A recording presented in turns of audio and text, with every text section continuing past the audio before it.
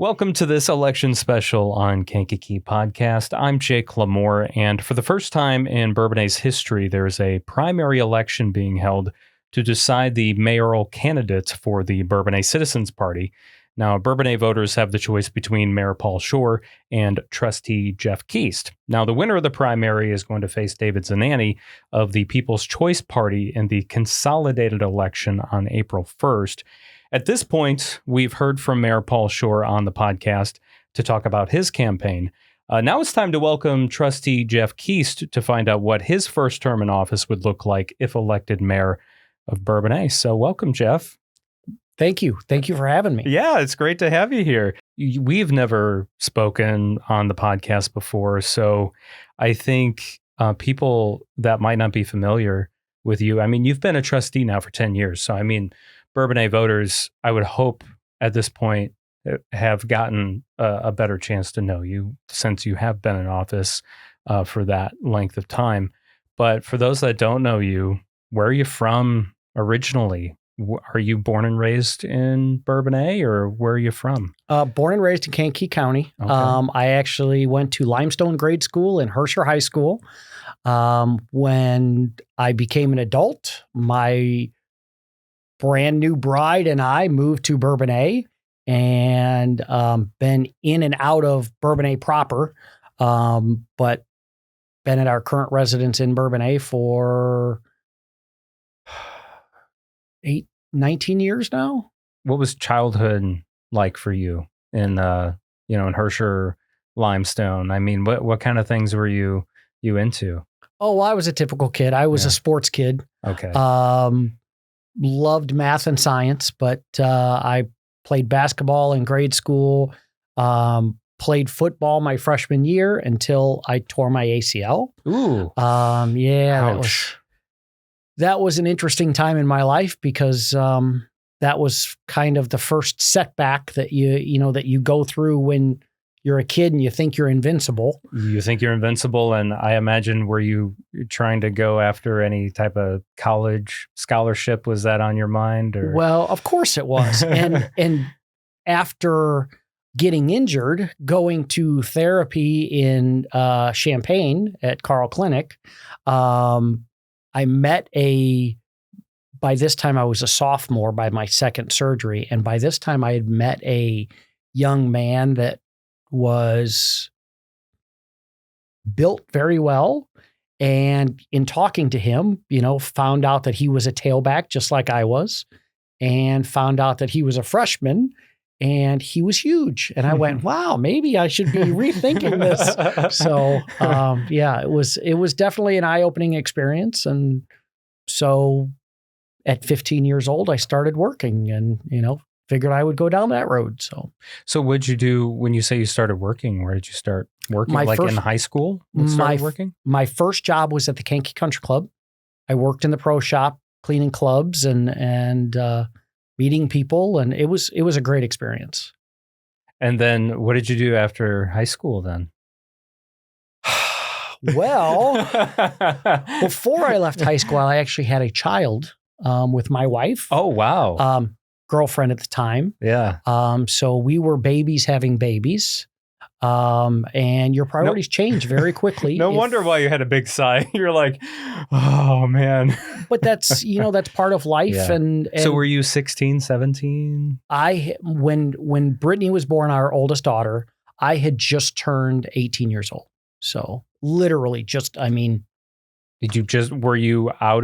were you a senior then at that point? I had already graduated. Okay. And my wife was still in high school. So she was younger than I am. So wow. And we've been together forever. So, that's incredible. Oh yeah. Actually, because I feel like so many times you hear that story and the parents are actually not together, which there's nothing wrong with that, by the way.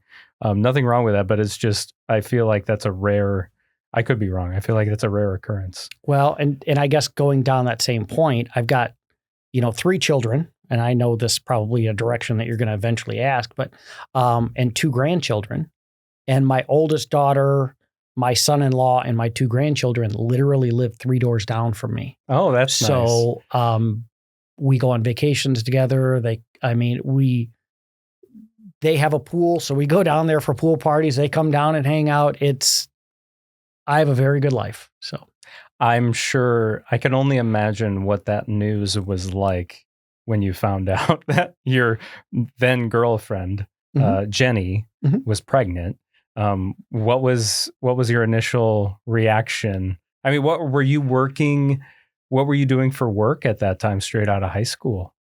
At that point, I had actually left the Kankakee Country Club and went to work for Lang Distributing, working in a warehouse.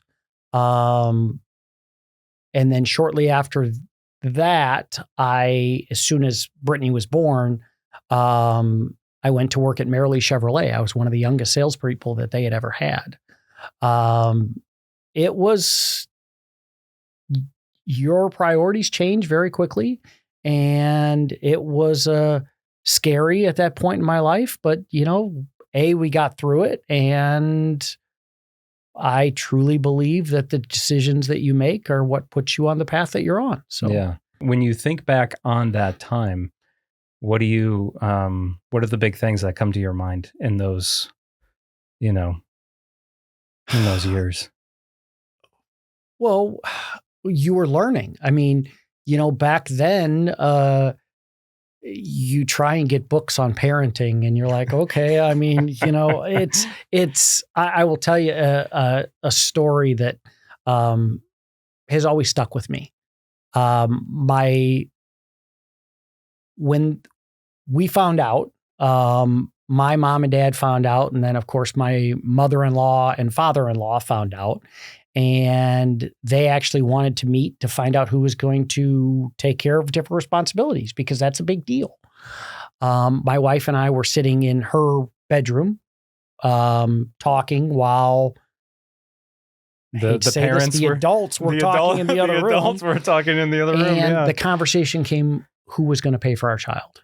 And I literally got up and walked in the other room and said, I don't want either one of you to pay for I'd love to be on somebody's insurance because that helps in this process. Yeah. But those bills are ours. We're responsible people, and doing what we were doing, we knew that was a possibility. And we paid for everything. I mean, my mom and dad babysat, and my wife's parents babysat, and it was quite frankly, with what happened, it couldn't have worked out any better. Then at this point, and some people may or may not know this, but Keast Electric is your family business. Correct. And when did that, at this point, when does that business come into play then? I would imagine it's not long after this occurrence, right? No. Wow. I'm putting a lot of stuff out there. The reason that my father had talked about going into business before. My grandfather was actually president of the local in the IBEW local in the area. Okay. And my dad was an instructor, and at one point assistant business manager in the local. He had been involved forever. And is the IBEW, that's more than just electricians, right? Or is it just electricians? It is other workers, but the majority of what it is in International Brotherhood of Electrical Workers. Okay, so that's where they started. And because of negotiations and so forth, they've helped out other grocery stores and other different unions. My uncle, when I was 16 years old, right before I turned 16 years old, got into a bad car accident and was paralyzed. He was also an electrician, and my dad had talked about going into business before, but that kind of made the leap for him to go into business to try and help my uncle so that my uncle could get back in the trade, knowing that he was paralyzed. He could do estimating or something along those lines. Yeah, he could do something that wasn't the actual. So that was the premise of why my dad finally decided to pull the plug or pull the trigger. Yeah. Mm-hmm. To jump in and become an electrical contractor. He had some contacts, and we did pretty well for a while. I didn't get into the trade. My brother and I didn't get into the trade until 1997. So my dad was well established. And of course, I'm a kid. I kind of look at it and go, you know what? I don't want to follow in Dad's footsteps. I want to try and... you were never interested in the electrical side? Oh, that's not true. Okay. My grandfather took me through Braidwood Nuclear Power Plant and before it had started. Yeah. And wow, that must have been quite something to see as a young person. Oh yeah, there's so much in this world that you're in awe of, and when you walk through one of the tunnels that takes care of the water flow if they have a catastrophe happen, it's just amazing. But back to I was interested in the electrical trade. I liked to tinker with things in high school. My father donated a whole bunch of materials to our electrical class, which we still had back then at Hersher. And I was very good at it. It was just, you just don't necessarily want to follow in your father's footsteps. You were real adamant on doing something else. Originally, I wanted to become, and we actually had the interview with the gentleman from DeVry. Okay. To become an electrical engineer. So my original plan was to become an electrical engineer and not go directly into the electrical trade. Right after we met with the electrical engineer gentleman from DeVry, that's when my parents found out my wife and I were having a baby. Okay. So that was my plan, and that kind of changed the direction. And, when I was selling cars, I was making really good money. I was very good at it. So it was hard for me to take the cut and pay that I originally got raising a family in 1997 to, that Brittany would have been 5 years old then. That was a big, change. Part of the reason that I was going to say, what made you make that change? The car business is volatile, especially at that time when the internet was first coming out. Oh my God. People first knew, they would come in and they'd go, this is what you paid for a car. I want to buy it for it was frustrating. But it was also a great learning experience. Oh yeah. But your income went up and down quite a bit. In February, March, April, when people would get in their tax refunds back, you were doing pretty well. Very, very good money. Yeah. In October, November, December, if it was cold out, you didn't make much money. So you had to learn to budget your money and plan for those things. And I knew that when I got in the electrical trade, I would have a steady paycheck all the time. So I got in I left car sales, which was up and down from an income standpoint, to get into the electrical trade, which I made quite a bit less money starting. But we were always learning something new too. I worked for several different contractors before I went to work for my father. I actually went in through the residential program. And in 97, I got in. By 2000, I came to work for my father and started our residential division. My dad never wanted to do houses whatsoever. So he was doing what? Commercial, all industrial? All commercial, industrial. Yeah. Okay. So I decided to start with my dad's help, of course. And it was a great learning experience because my dad didn't want anything to do with the residential. And I was going to say, I'm just putting the pieces together in my brain. Your experience with car sales, I can almost bet, really helped you with the residential part of Keast Electric, getting that off the ground, because you had the experience of knowing how to communicate with people, right? I mean, yes. Now, with that being said, when we first started doing residential work, we only did new construction. oh, okay. Well, and that was a good time because new construction was booming correct. right then. So in a very short amount of time, I grew the business from 0 to 12 electricians. And we were doing 250 to 300 homes a year up in New Lenox, Frankfort, Mokina area. At that point, I decided to start building houses because some of the people that we were working for up north, I kind of thought to myself, wow, if they could do it, I could do it. You mean like being like the general contractor? Correct. Okay. Correct. So we were doing, 5 to 7 houses while I was still running guys up there. Did you build any locally? Oh yeah, several in Bourbonnais, some in St. Anne. There was. We did quite a few. I built my own house out in River Haven, and it's actually interesting because it just went up for sale probably a year ago, and my wife and I went back through it just to see. Oh, cool. And I'm like, oh yeah, this all held up really well. And it's like, I'm kind of glad where I'm at, but what you guys do is bringing up the market crash. How'd you guys get through that time being an electrical contractor like that? I imagine that was pretty tough. We went from, in the mid 2000s, because I had 12 guys. We had a total of 35 guys. Which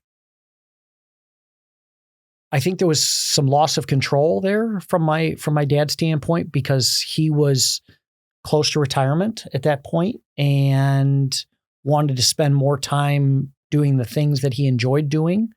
And he was kind of waiting till he hit that time where he could retire.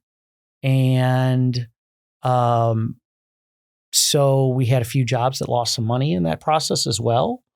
That was, that hit my dad pretty hard. So when in probably 2005, my dad had some health issues, and as well as, those couple of jobs that went sideways. But we were still going strong with the residential side.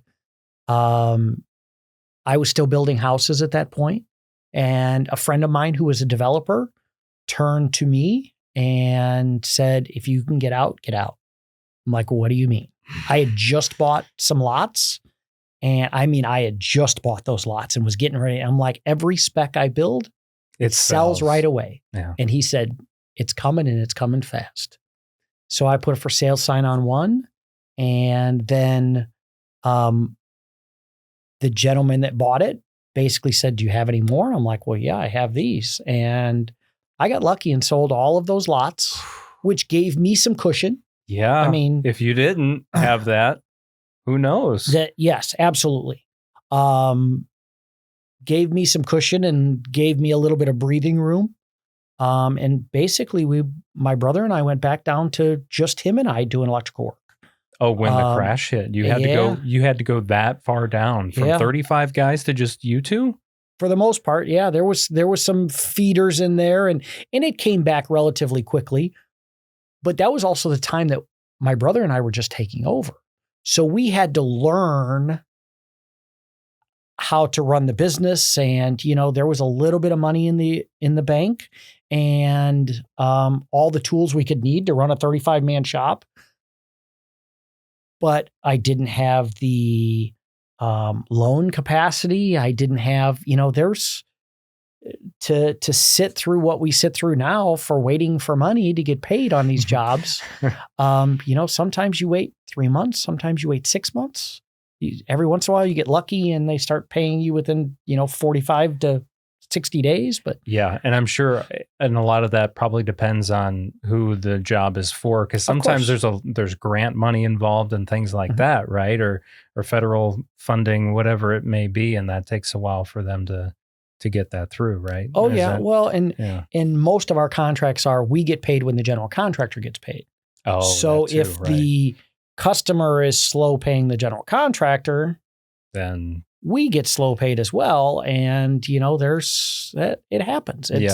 part of the business. Unfortunately, it's, we've had those happen where we've had jobs that, it's been 2 or 3 years because a developer has gone, under, and we've got to lien a property, and it's part of the business. It's not the fun side. No, I was going to say that's not fun at all. Because we still have to pay all of our bills. We still have to pay our employees, our material costs. And so what are you at now for a crew? Then how many people do you have employed at Keast Electric? What do we have? Are you back to 35 or more? No, we're, quite frankly, 10 is kind of the sweet spot. You have control, but you can make a good living doing that. We had a very good year last year. This year looks like, there's enough on the books that it's going to be another very good year. So in this mix that we're talking about, you decided to run for trustee. Mm-hmm. So what made you want to run for trustee of Bourbonnais? What was it? Just kind of like someone presented the idea to you, or was there something that you thought, I have some knowledge on this stuff, I could help, A friend of mine and I were going to go into business and put a business in the village of Bourbonnais. And back in 2012, when we went down this road, the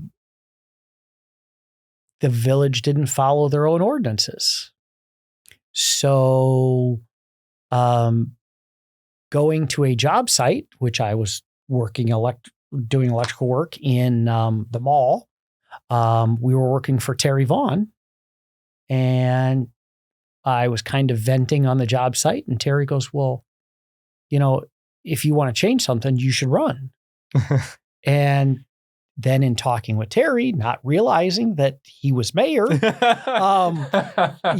one point, Terry's like, yeah. And Terry supported me, and, God rest his soul. He kind of helped me get on this path. So that's funny how that works out. Oh yeah. What was, if you don't mind me asking, what was the business that you guys were trying to open? We were going to put in like a bar restaurant, and okay. We turned in all our paperwork, and there's supposed to be a process. And at the time, they didn't follow that process. And so that's the ordinance part correct. You're referring to. Yeah. Okay. And I'm like, well, why didn't they follow this process? If there's a process that's there, we should be following it. If not, change the process, which I don't have a problem with. Mm-hmm.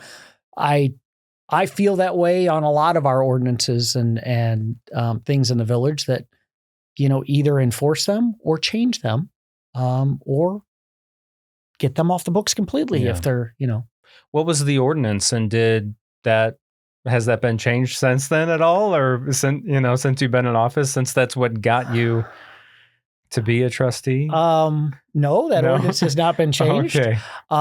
Is it something to do with liquor, or? It's just how that process works. Oh, okay. And we didn't, but one of the, I guess I'm getting in the weeds here, but I don't know if it was necessarily the board, because some of the people that were on the board, of course, they hear a million different things all the time. Oh, I'm sure. But it had never been presented to them. So, and we had sat down with at the time, the village administrator. So I don't know how far it got in that process. I just know that if that comes up now, we follow that process. So, okay. That's just a lot of things have changed in 10 years since I've been a trustee. Gosh. So. Yeah. And well, we can talk about that too. Yeah. So when you ran for trustee, you got elected the first time, I'm assuming. For trustee, yes. Yes. And that's a 4-year term. Correct. And right now, you're in your second year of this current term? Correct. So I've been a trustee for 10 years. Yeah. Right. Well, yeah, let's talk about that. What are the biggest changes you think since you started as trustee, since you were first elected? Wow, there's a lot. Where do I start? I guess the first was Open Meetings Act. We didn't follow Open Meetings Act the way that Open Meetings Act was intended to be followed from the state. I think that made a huge difference on us getting elected. So very quickly we changed that process. It took us a while because I actually went to meetings before I became a trustee, and they were held in a conference room in the administration building. Now they're held in the boardroom, so it's more conducive to having residents and guests and the public, media. Yeah, Mm-hmm. it's so those are some big things that we did, and those are policy things. We've addressed a lot of different policies. We updated our building codes. We actually use a program now that put all of our agendas on there with all of the material on there. It's called Board Docs. Yes. But that's I think it works pretty well. It does. From a media standpoint, when I'm going to look at, what you guys are talking about at meetings, I feel like it's, From a trustee standpoint, it makes a big difference too. Oh, I'm sure. We get to see all that information before we go to before we go into that meeting, and you can review it before. So if you've got questions, sometimes you talk about things in a committee meeting, and Rick Fisher might ask a question, or Randy King, or Jack Luttrell, or Angie, or Bruce, or even Mayor, and that question will spur more questions. So, those things happen. And that's why that communication is so important in there. And I think we ask those questions now that I don't know if that happened before. I just, Gotcha. From what I've been told from the other trustees that are still there, that were here before, the board works, the trustee communication is much better now than it used to be. So when you were elected, some people might not know this either. It took me a while to learn this. Each trustee kind of has like their own department, or they oversee a certain department. Like one person might be recreation, like, they oversee that stuff, or someone might oversee public works and things Correct. like that. So for you, what do you help oversee in the village? Community and economic development is the department that I'm chair of. It used to be parks. Did you start off with parks? I started off with parks. That's honestly, that doesn't come by choice. That comes by the mayor assigning them to you. Okay. I always wondered how that worked.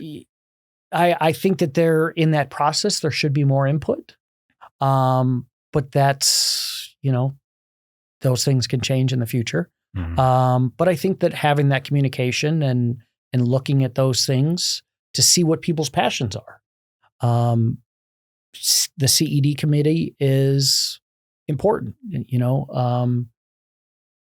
One of the things that we just passed was an extension to our building permit fee deferral program, which this time we extended it for 2 full years. So you have, from the time that you pull your permit to build a house, you don't have to pay those fees until you close on the property to sell the property, or occupancy, I guess, is the key word there, or 2 years. So in my opinion, that helps spur some growth in the village. It helps because the village is trying to get new housing developments. Correct. So that's that was passed to try to entice some more developers to start building more houses, right? Correct. Or Correct. And they know that they're going to have those build costs if they have that build.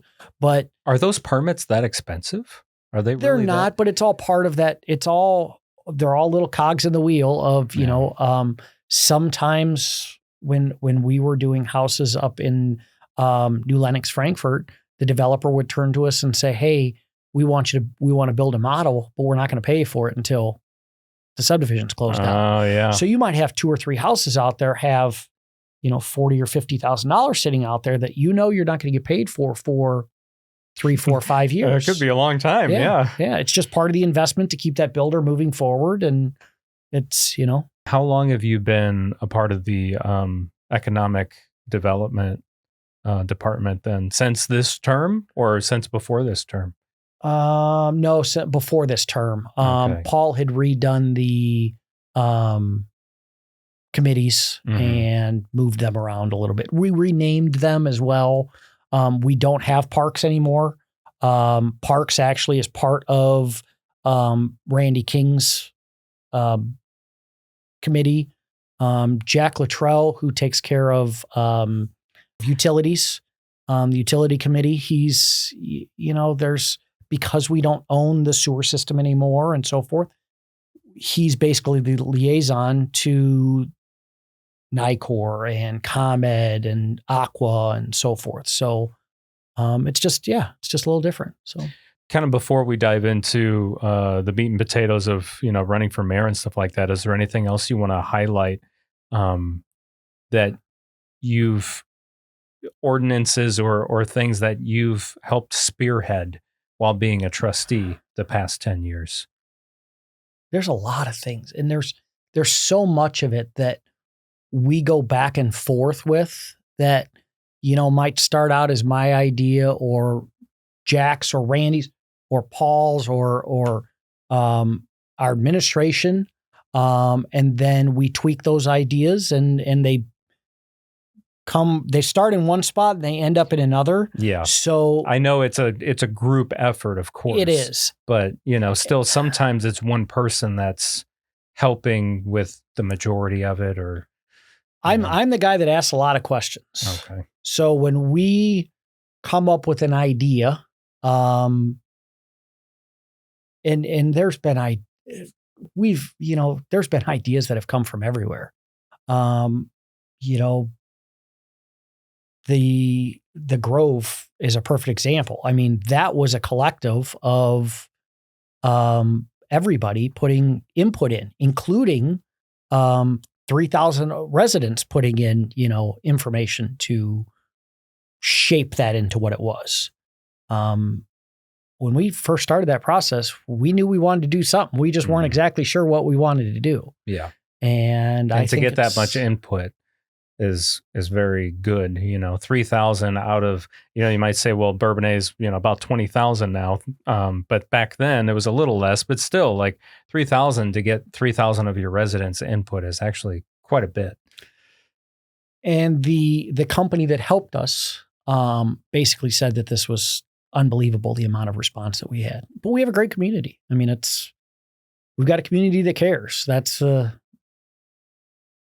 gist of it. So yeah. What has made you now want to run for mayor? And actually I should point out, this isn't your first time running for mayor. This is your second or third. This is actually my third. Okay. So the first time I ran for mayor was after Terry Vaughn and I talked in 2013. Oh, so you went for mayor before you even went for trustee? Yes. Okay. And great learning experience. I'm glad I didn't get in, because the amount of experience that I have being a trustee for 10 years, being on the inside, has given me a lot of insight and helped me grow, to, in my opinion, be in a very good position to take over that spot. So what's different from, that first time and even the second time in 2017 when you ran the last time for mayor, and running again now?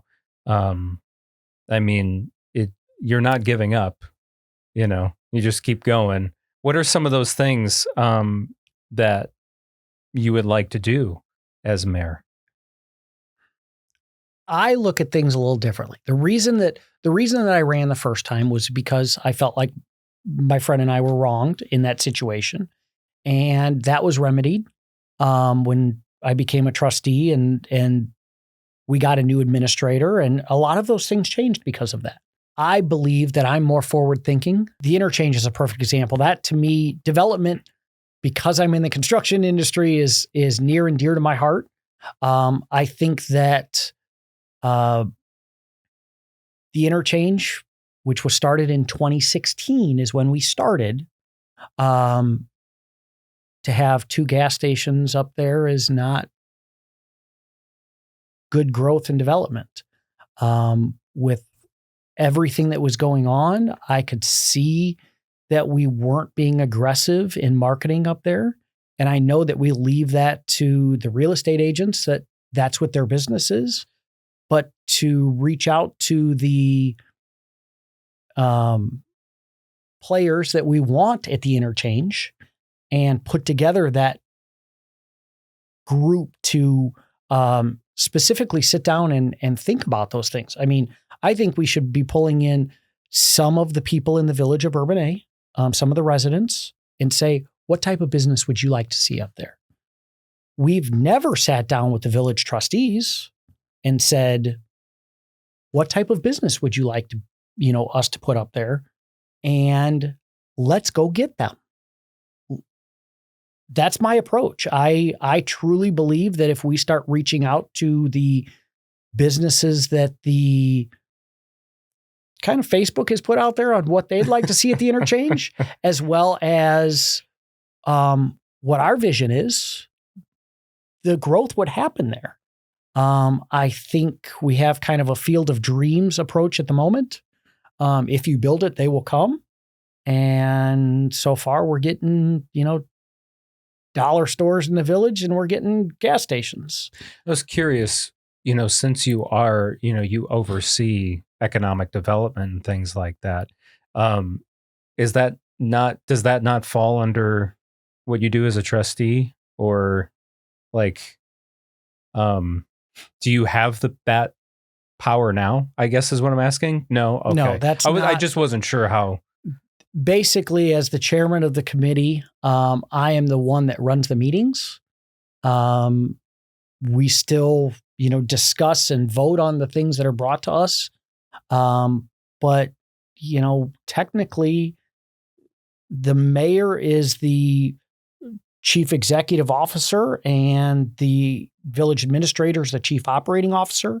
And we're like the board of directors, if that makes sense. No, that makes sense. You wouldn't necessarily have your board of directors going out there trying to make those deals to bring them back when I'm one of 6 votes. So I just think that there's a different approach, and I don't think we've been aggressive enough to do that. So, what would be some other approaches that you would do to try to get some businesses there, besides getting like community input and things like that? Well, when I say community input, I just want to know who you want me to bring to the interchange. Oh, yeah.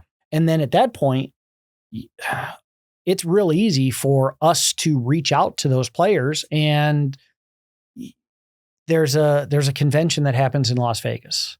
I don't know what happens in that convention. I know that we go out there and there are people that are there, but I don't think we've officially brought anything back from there. We've had some discussions with developers to bring some hotels and things into the area, but they haven't come to fruition.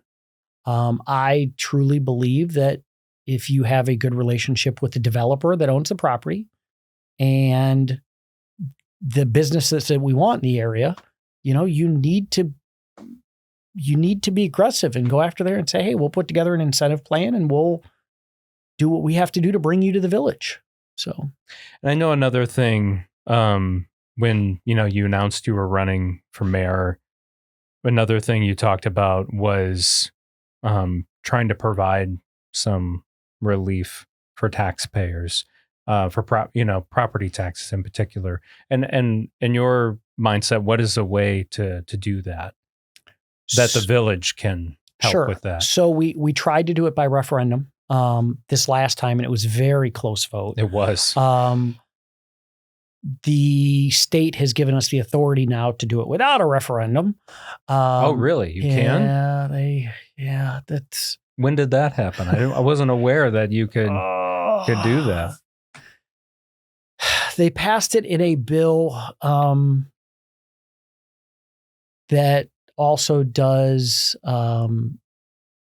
Governor Pritzker has said that they want to get rid of the 1% on grocery tax. The grocery tax, yes. That was buried in that bill. So, okay. Interesting. Yeah. Well, and that did hurt the Village of Bourbonnais a little bit too. Hasn't yet. No, it hasn't. Okay, because there was what 2026 it will take into. Okay, Yeah, but that's what $700,000, $750,000, and realistically, that's probably going to come back as well. I would assume that that's the wishes of the board to bring that back, and the state never got that money to start with.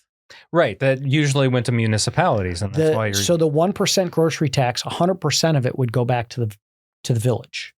Now, when we pass that, if the board feels that that's what they want to do, we still get that money, but now the state of Illinois takes a service fee from it. Oh, so they take a cut of it now. I see. So yeah, welcome to Illinois. So they try and make something that's, they say, oh, this is what we're doing for you, and it's great. Except that $750,000 is a huge percentage of our income. Yeah, absolutely. I mean, that's a good chunk of change. Oh yeah, it's probably 6-7% of our revenue. I mean, that's a big cut. Yeah. So are you proposing you would want to try to pass or try to do the 1% sales tax to try and get some to do like a rebate for property owners? So I would do the exact same thing that happened when we tried to pass the referendum. Okay. Which would put us on par with Bradley, which would put us on par with Kankakee, Mantino. Currently, we have the lowest sales tax, out of those communities. Right. So it would put us all on a level playing field, and most residents, their property tax is between $300 and $400. So that 1% sales tax would mean that you would have to spend between $30,000 and $40,000 to get back to that number, but it doesn't include groceries, fuel, automobiles. So most people in the village are never going to come anywhere close to that. So they are getting that savings. Yeah. Well, and especially with the two referendums that were just passed this general election with the fire department and then BBCHS, property taxes are going up a little bit more. Well, so those referendums don't hit till next tax cycle. Correct. Yeah. But I believe my personal taxes went up 11%. Now that's because the value of my house went up. Right. And that's another reason they're going up. Yeah. But that's like paying a tax on something. It's unrealized gains. It's not really, in my opinion, it's a tough way to do things, but there's nothing at village level that you can do about absolutely that. not. That's 100% controlled by how the state, gives us our income. Yes. There are some states that have much lower taxes because they have different funding mechanisms. In Illinois, this is what we've got. Right. So. And I think that's important to point out because I think sometimes people don't realize that it doesn't come down to the local level a lot of times about controlling the property taxes. With some things they are, like if we're talking about a levy, like that comes from the village or one of the other governmental bodies. But if we're talking about overall, like the value of property, you guys have nothing to do with that. Correct. So it's a county assessor's office. Right. Yeah. Exactly. So, and with that being said, over 60% of your bill, it's going to go up now, is going to go to the schools. Yes. The schools are the biggest on the bill. We have a small, portion of residents that come to us to talk about their property tax. And I wish we had more control, but we don't. Yeah. That's unfortunate. But obviously, if some type of rebate program was put in place, it would help a little bit. Absolutely.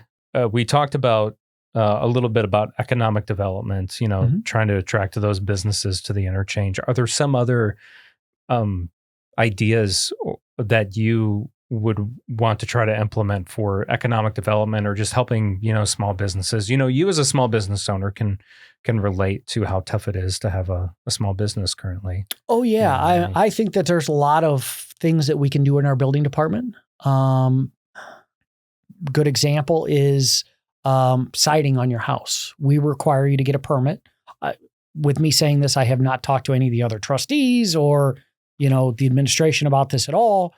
But in New Lenox, it is a maintenance thing, and you don't need to pull a permit to be able to have someone reside your house.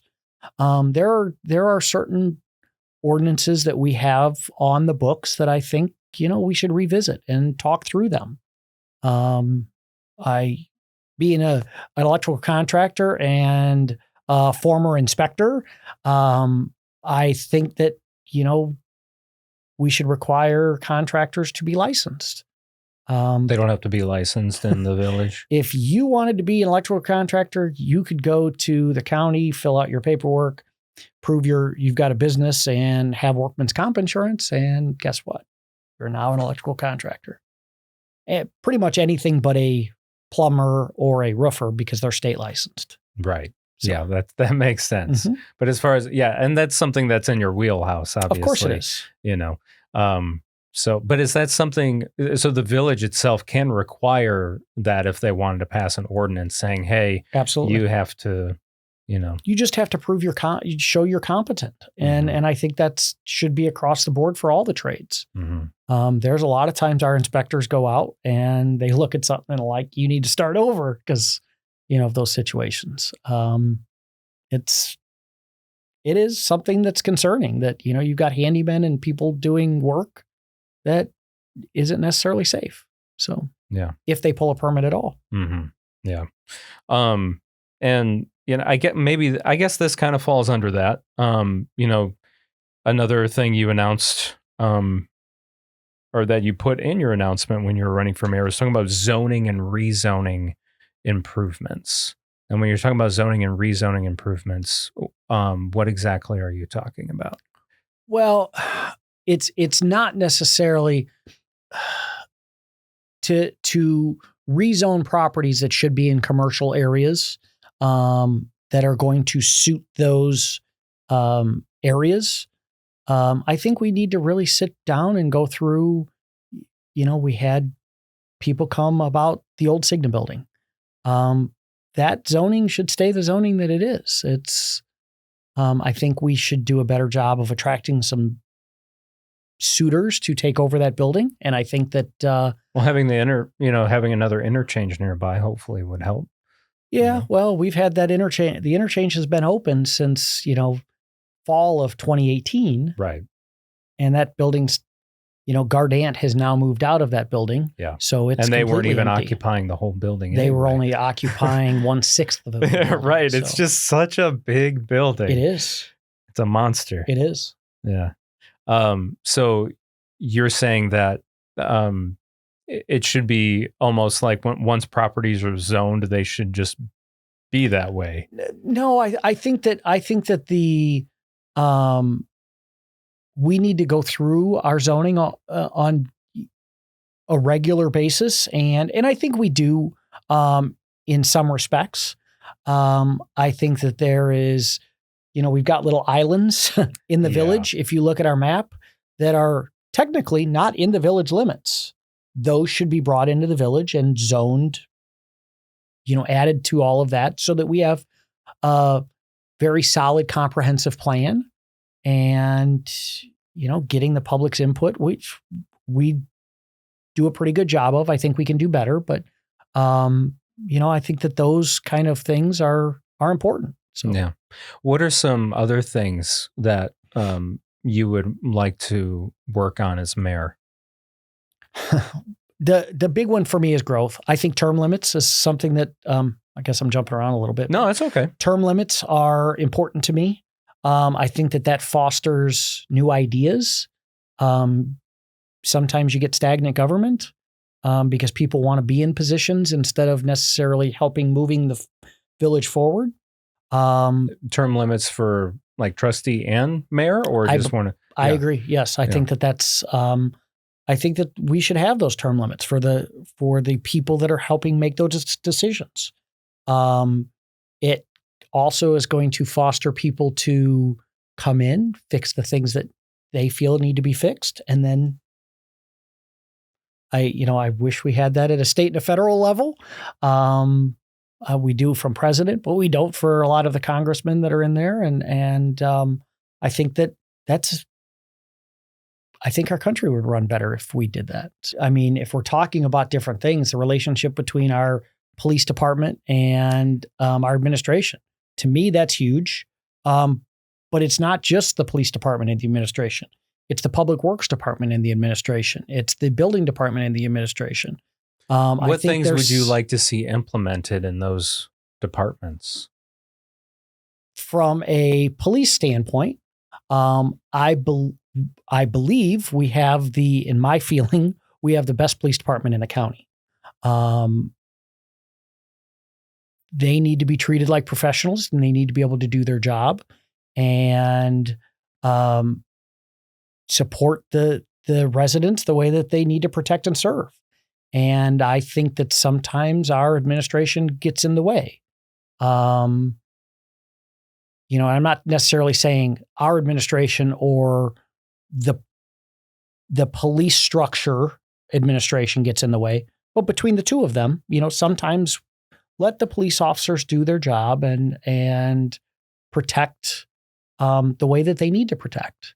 You might be someone who likes to do traffic stops, and another officer might be someone who likes to do business checks. Unfortunately, we have them, and nobody, wants to take care. I mean, I don't say that they don't want to take care of it. We have domestic issues that happen in the village that everybody needs to be part of. But if you are your passion is traffic, you should be able to do more traffic than someone else. If, the officer's passion is to do business checks and talk to business owners, let them do that. Let them be the professionals that they were hired to be. I feel the same way about our public works department. There's a lot of talent at the village. We have some amazing employees in the administration building, in building department, public works, PD. Let them be those professionals and give them enough to, let them shine. I mean, I think we micromanage a little too much. Okay. So I know that's a long way to get there. No, that's okay. That's okay. There's details that are there that, are important. So. Sure. Talking about that, now that we barely touched on it a little bit earlier, talking about the Bourbonnais Grove now, the community campus plan. Mm-hmm. A lot of people may know it as, but it officially has a name, the Bourbonnais Grove at Goesland Park. Now that, it's finished, are there things that you see? I mean, nothing is ever 100% perfect, and it never will be. But are there things in your mind that you're already seeing, like, oh, this could be, improved upon, or anything like that? Is there anything you would do about the Grove? Oh, well, mainly usage. There's small things that need to be fixed. There's, some drainage things that I wish we would have addressed a little bit differently. But when you're building a project as large as that, there's always going to be a little bit of a learning curve, or some things that you go, oh man, I wish we'd have done. Right. That's what I'm saying. Like, nothing is ever perfect. Correct. But still, like, sometimes some of these things that come up, you're just never going to see until it's finally all laid out in front of you. And then you're like, oh, okay, like, we should change this now. Or, and an example of, from what the residents have said, our screen that's there that we do movies in the park, should have been bigger. Those are things that you can plan and think that this is going to be perfect. And, but that is a huge community asset, and us as a village board and all of the residents that put input in it. There have been people that were against it that have come up and gone, man, that's really nice. Yeah. There's it's kind of like if there's something you wish your kid would do differently. I mean, it's not really, you just, it's part of that whole experience. And there are some things there that we'll need to address. There's some drainage issues and some other things, but I think we did a pretty good job from, taking what the community's input was to concept to finished product. Yeah. And now the biggest thing is we need to use it. It's people are there at night with the fire pits. Yeah, those are nice. And, the ice rink that we have set up is going to be taken down shortly, but actually by the time this airs, it'll probably be down. Yeah. But we've last summer when it really opened for the first time was kind of like, let's get our feet wet and see what we can do. It's going to be neat this year to really hit the ground running and to have a full year. And there's still going to be things that we're going to learn. I mean, this year we really didn't have any of the maintenance on the or the landscaping maintenance that we're going to have to do, and they're going to be larger this year. The plants are going to be growing, and we're going to have to, do some things with that. And this year it's going to be different than it will be next year. That's just how things work. So like you said, learning absolutely curve. Absolutely. I think we need to utilize to bring in some really neat entertainment. I think we're going down that road. We've got some ideas down there, but we also have to make sure that our administrative people that work that also are not overworked in that process, because that's part of, there's a lot to be done there. So. Yeah. Oh, absolutely. Yeah. I mean, Public Works has got their hands full. Public Works, our administrative people, which, put time in there, and PD that has to provide security. There are a lot of hands that are in that, and, they've still got to do their normal job too. So I don't know, what that answer is, but we need to brainstorm and work through that as well. Yeah. Okay. Anything else you want to add? About the Grove? Just about you, your campaign. I honestly just think that being a different approach to moving forward with the growth of the village, a different perspective sometimes lends itself very well to the community, seeing someone else's perspective, and there are times that people get complacent and go through the motions, and I think that changing of the guard makes some of those things much better. The relationship between the departments, I think, is strained, and I think that needs someone to be able to address that, and it hasn't been addressed so far. So, I just honestly, I truly appreciate the opportunity to sit down and talk to you, and absolutely, and appreciate your time as well. I hope people go out and vote on February 25th. They can early vote now. I was going to say early voting is now underway, so you don't even have to wait until the 25th if you don't want to. Correct. So, and I think that if people go out and vote for change, then we'll have change. If they vote for the status quo, we'll have the status quo. So, okay. Well, thank you, Jeff. I truly appreciate it. Yeah, for your time, and best of luck to you. Thank you very much. That concludes this election special episode on Kankakee Podcast with Bourbonnais mayoral candidate Jeff Keast. As we mentioned, early voting is now underway for the primary in the village of Bourbonnais. We encourage all Bourbonnais voters to go out and cast their ballots on or before the primary election on Tuesday, February 25th. I'm Jake LaMore. Thank you so much for listening, and remember, your vote does matter.